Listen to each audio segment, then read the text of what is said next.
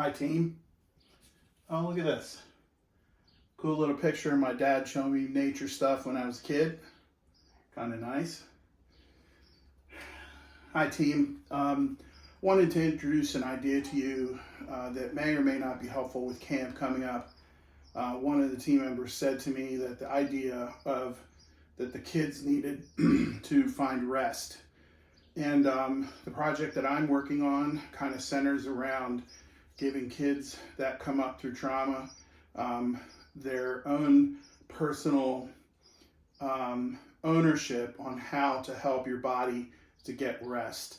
So I've been working with animation. I'll send you one animation that's related to this, but this is a diagram of our brain.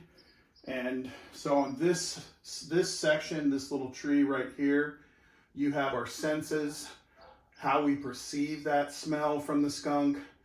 We have attention, how strong is that? How long do we look at it? Then we process it. Okay, now what are we going to do with that? And then you have your memory. Okay, what happened the last time? And then here we have emotions, that this part of the brain takes all this processing and then it builds an emotional bank here. Then we take all this data, we begin to make choices, and then here we take action. So this is kind of the thinking man's brain. Over here, we have the part of our brain that runs things automatically. We don't think about our heartbeat. We don't think to take a breath. We don't think to digest. We don't think at all about sending out white blood cells. And so this is the automated system. You've got the processes here are kind of like the way our house runs its infrastructure, its heating and cooling and HVAC. It runs automatically. Well, out of this section, there's another part of the brain that comes out of this automatic process. So this is the sonomic, this is the sympathetic, and this is the parasympathetic. I think I had that switched. At any rate, this is the fight or flight.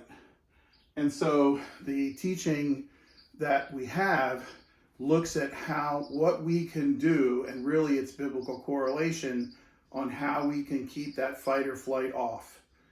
And so there are some practical steps dealing with hydration, dealing with breath work. There's actually some physical body movements. For instance, humming can reset your fight or flight. There's body movements that you can do to reset your fight or flight. There are breathing techniques that Navy SEALs use to reset your fight or flight. And what that, in specific, in dealing with rest, what happens is that the fight or flight gets stuck on, and it sends cortisol and adrenaline to our kids' bodies. And at 3 o'clock in the morning, it wakes them up. They can't get back to sleep. This gets ingrained in their sleep cycle and begins a negative effect on their quality of life. So what I'm proposing is that we begin a process either through animations or videos, and show kids step-by-step things that they can do to oversee the engine of their heart and learn how to take control of the things that they have control of. What I would propose that as we move forward, this would give us a way to connect with the kids. There is an automated process where kids can respond to a survey. That survey creates a dashboard that they can see how they're doing. And then for those students that would want to participate in an ongoing way, there could be goals where they could win a Nalgene water bottle, or win a kayaking trip, or a trip to the farm, or a trip to the zoo.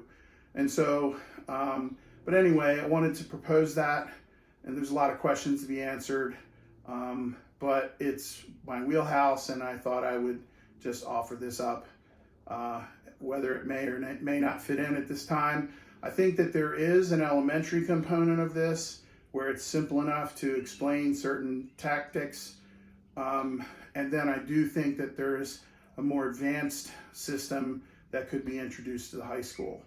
So, blessings.